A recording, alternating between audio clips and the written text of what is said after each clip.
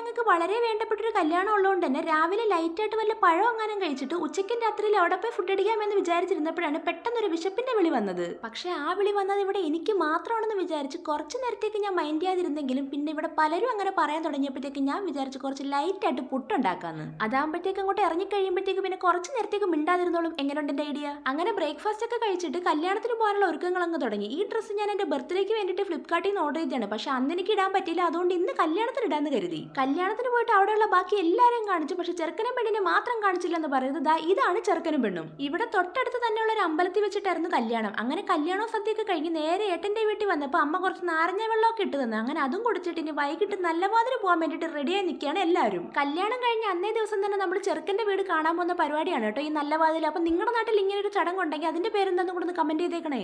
അങ്ങനെ കുരിപ്പുഴയിൽ നേരെ ചക്കോളിലേക്ക് വന്ന ചെറുക്കന്റെ വീടൊക്കെ കണ്ട് ഫുഡൊക്കെ കഴിച്ചിട്ട് വീണ്ടും തിരിച്ച് കുരിപ്പുഴയ്ക്ക് വിട്ടു. അപ്പോൾ ഓക്കെ ബൈ.